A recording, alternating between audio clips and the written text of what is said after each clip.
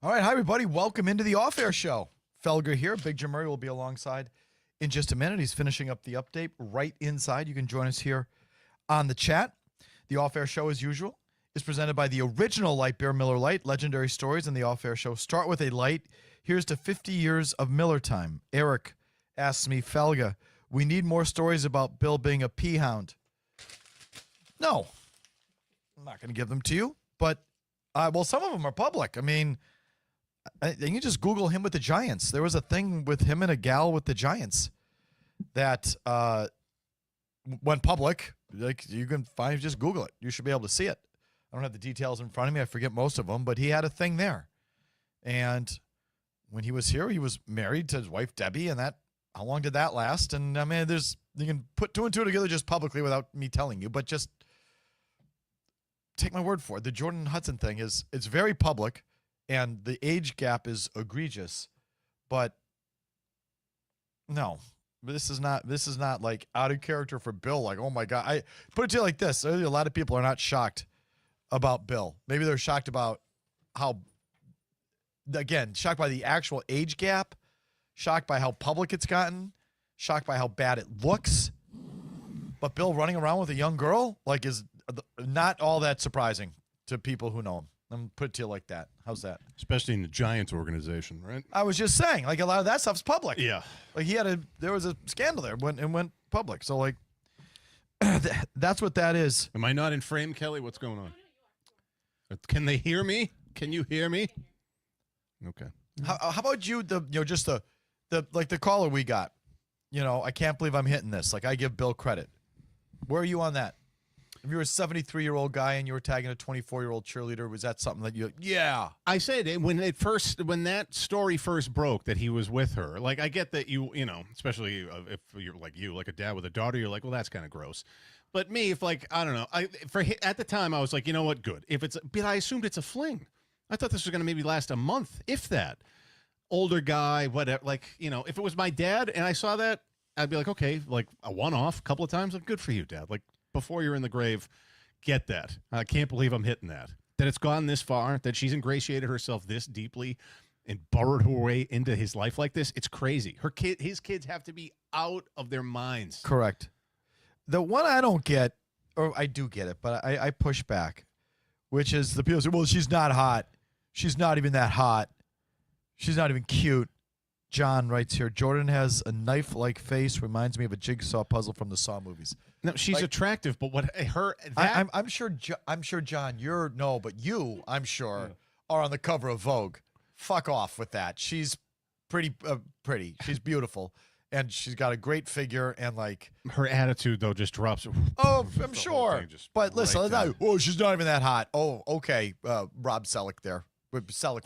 Tom Selleck. Tom Selleck. You know what I'm talking about. Get Rob Lowe back there. Tom Selleck. You have, yes. You know what I'm trying to say. Brad Pitt back there. Mr. Handsome Man. Who the fuck are you? I bet you're hideous. Anything off the grid for me here, Jim? I mean, speaking of hot, all we saw in New York was hot people. Like, Jasmine's like, why is everyone so attractive? I'm like, well, we're in the modeling capital of the world. Like, what do you expect?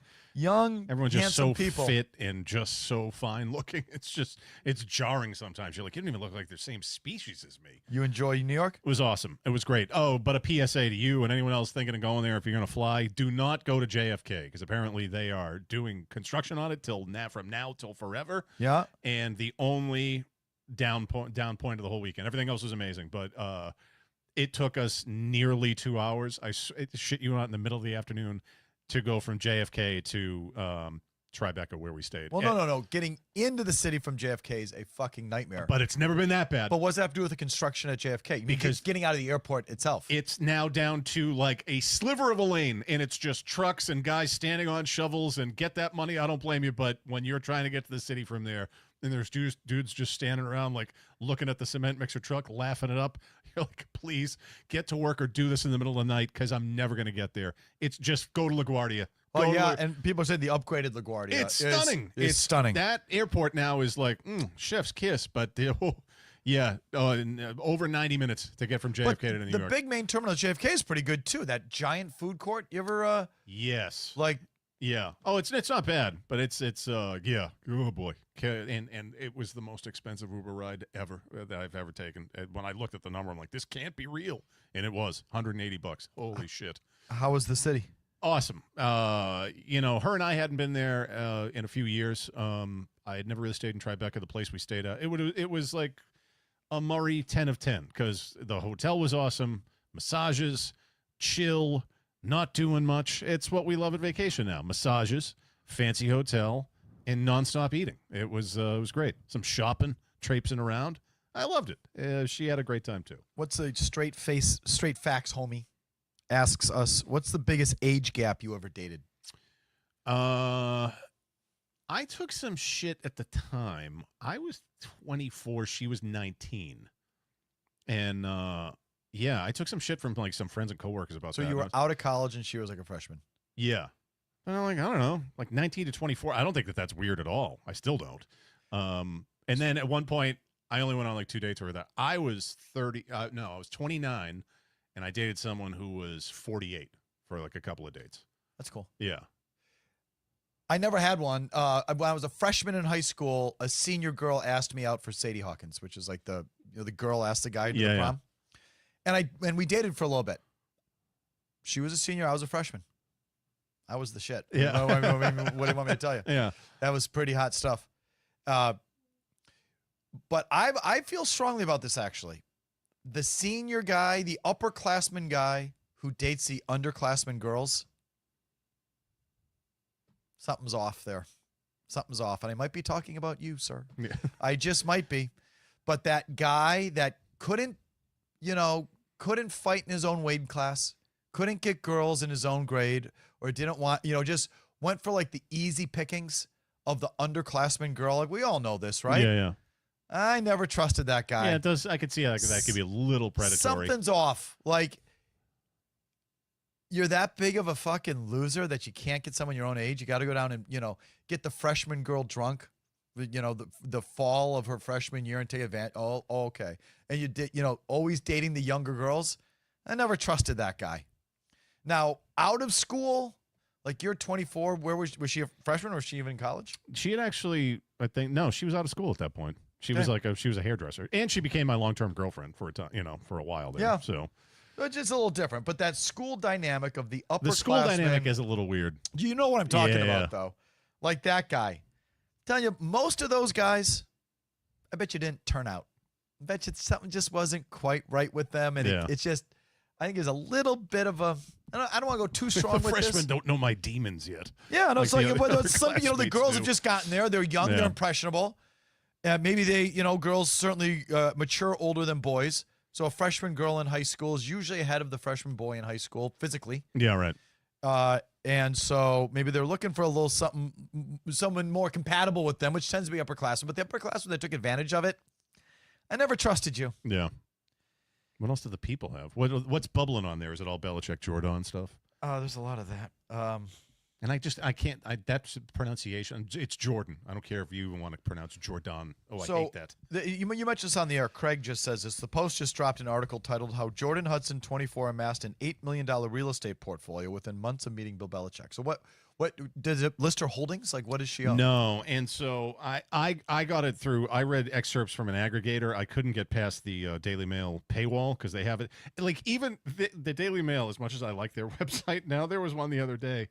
They put like everything behind their paywall now, and it was this big story at the top of their page that was like, doctors now know what is causing colon cancer in people in their 20s and 30s behind the paywall. Like that one you'd think you might want to have free.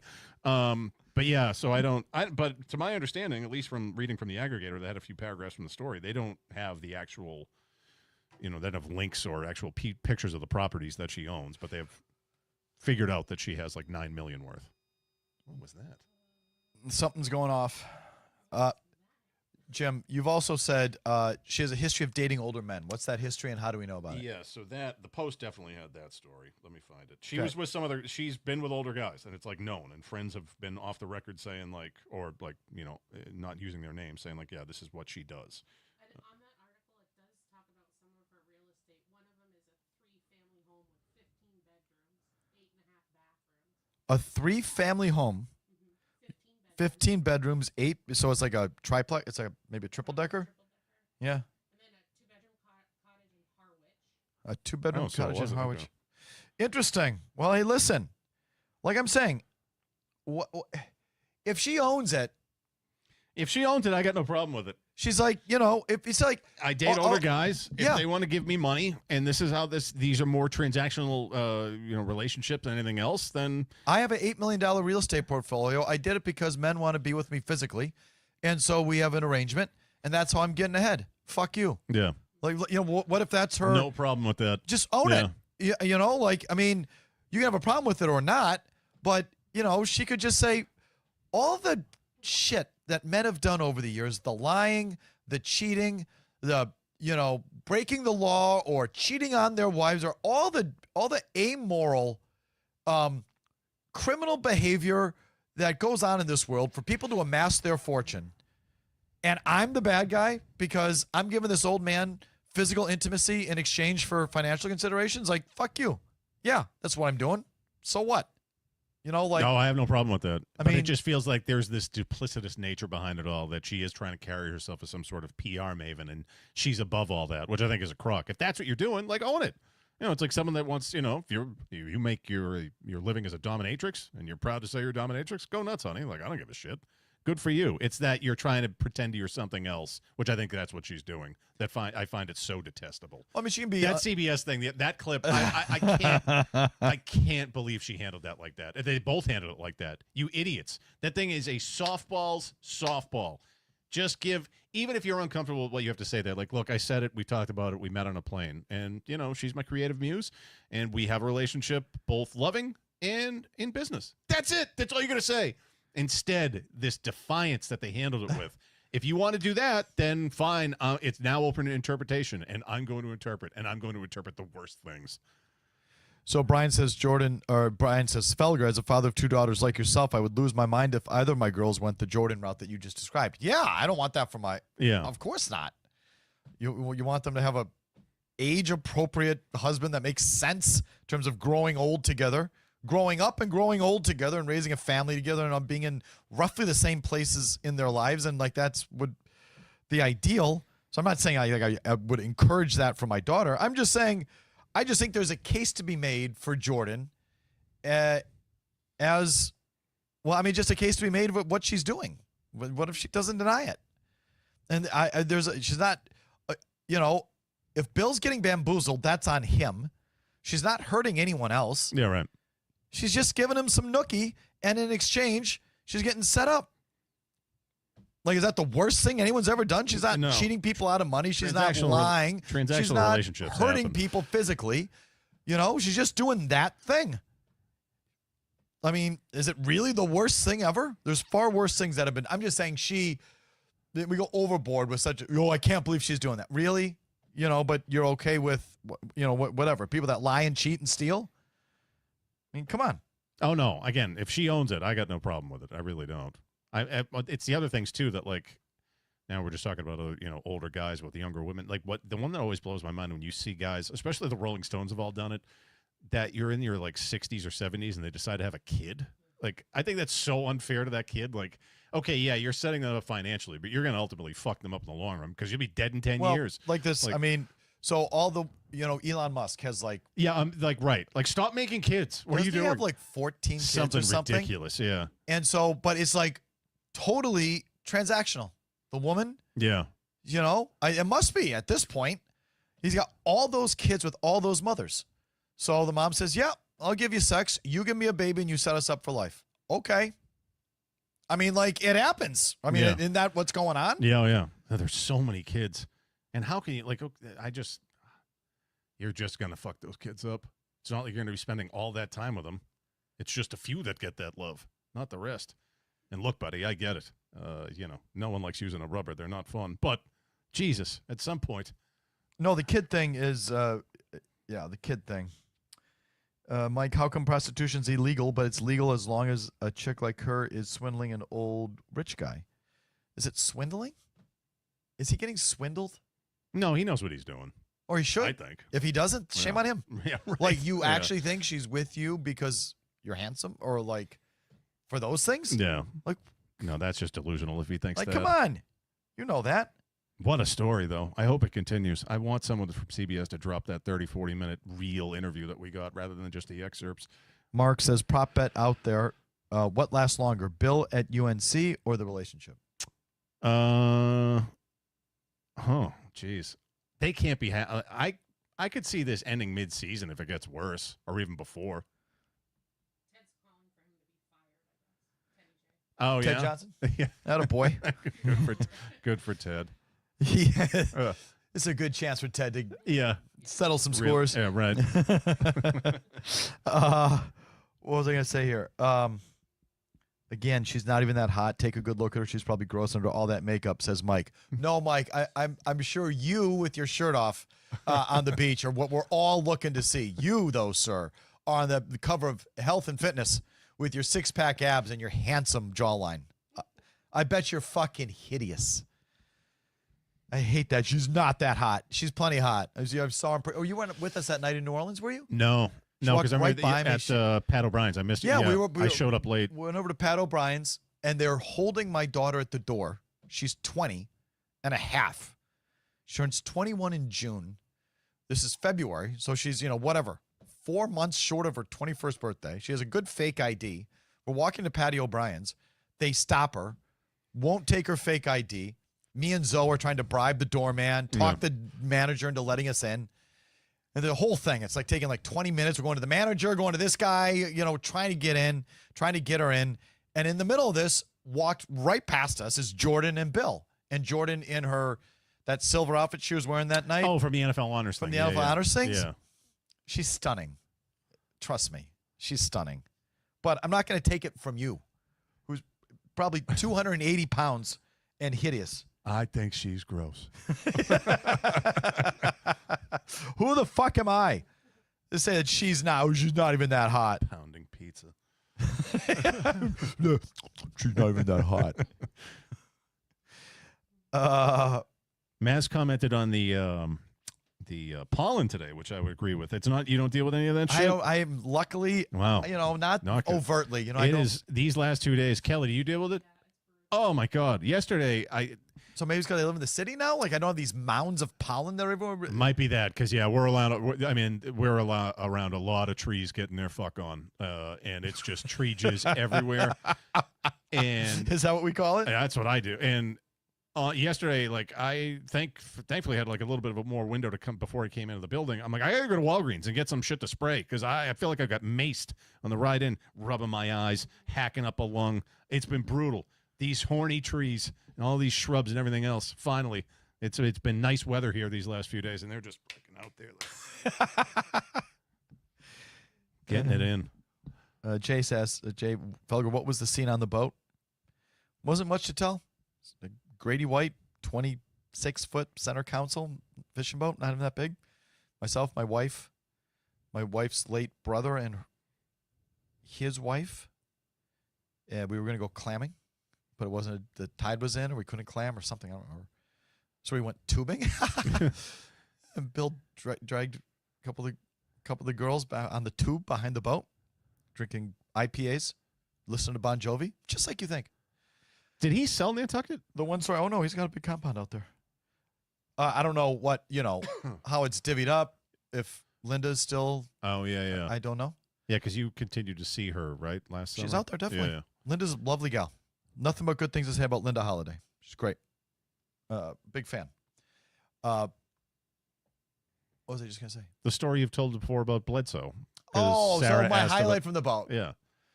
was my wife Sarah, who just doesn't care about sports, barely knows anything.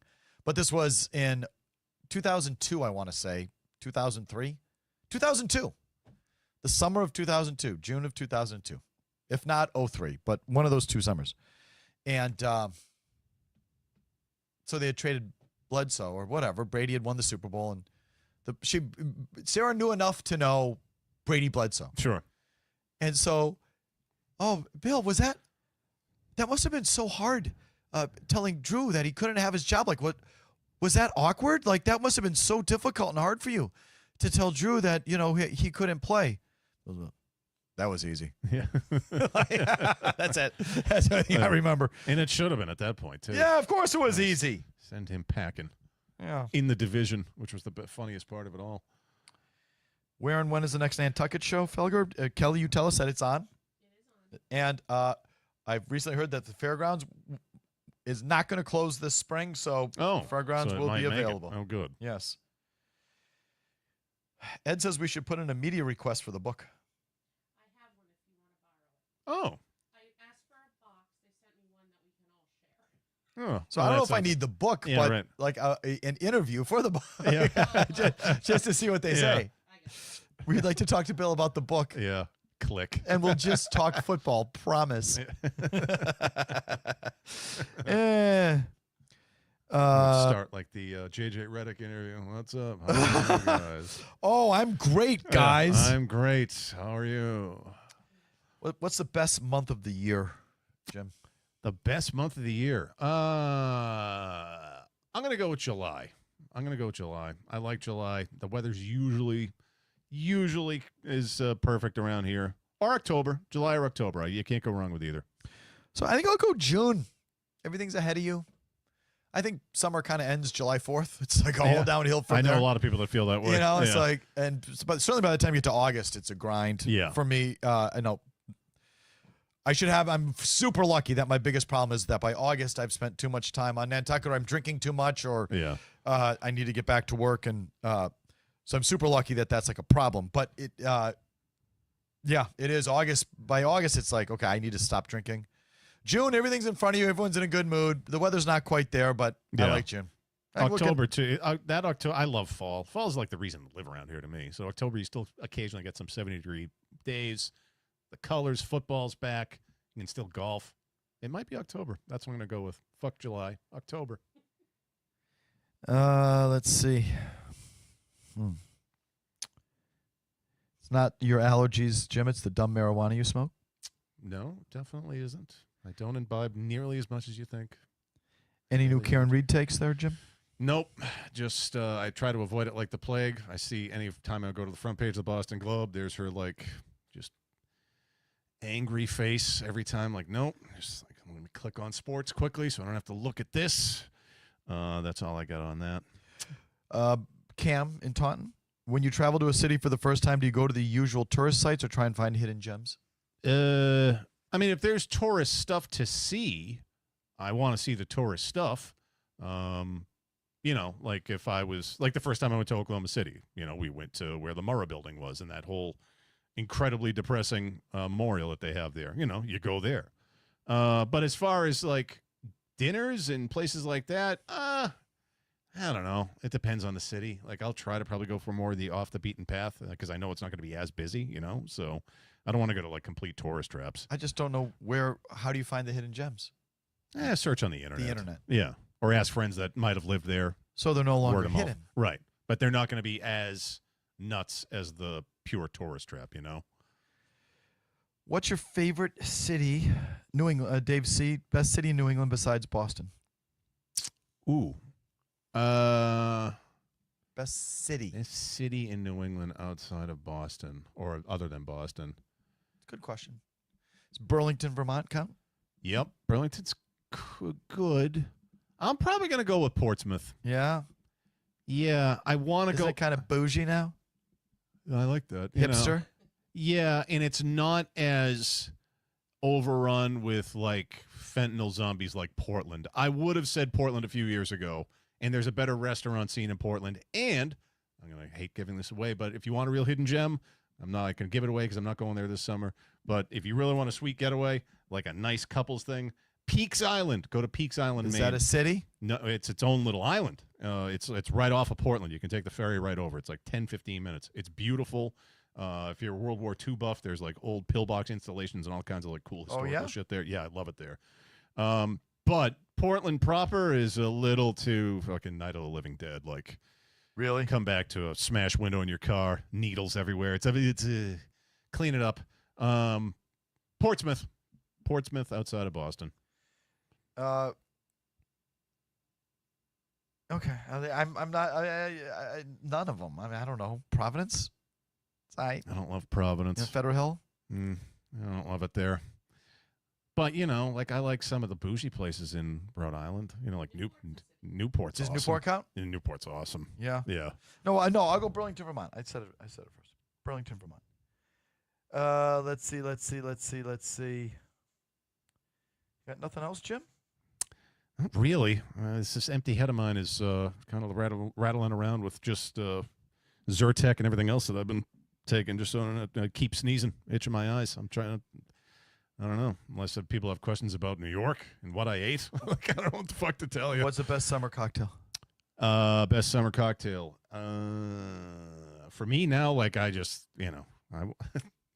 Miller Lights, baby. That's really.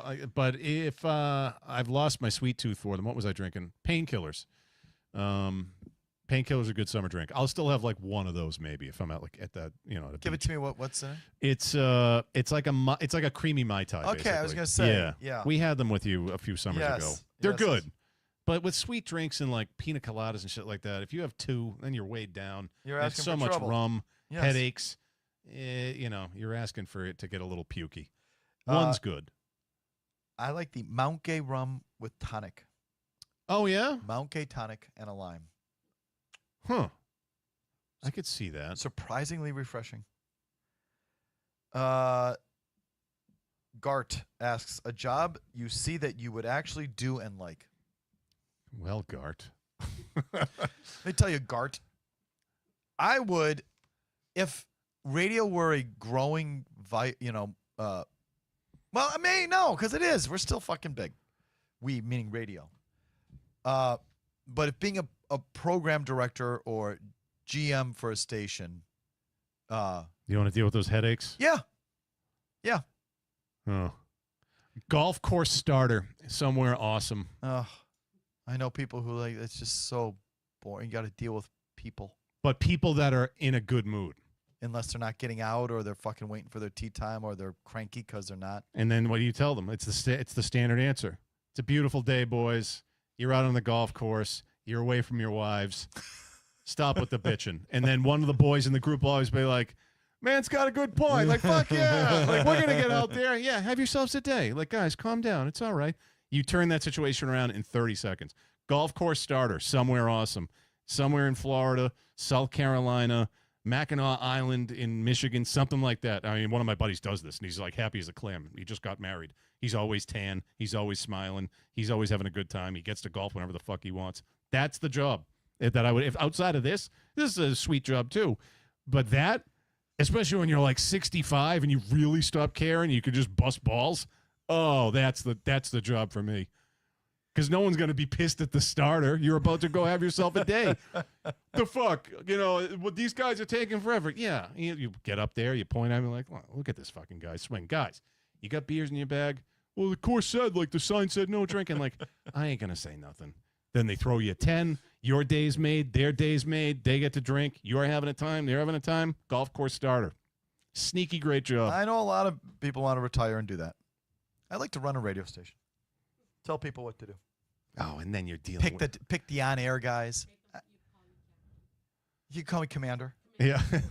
I just mold it in my own Yeah. own a lot of worldview, lot my of own bitchiness, though. image.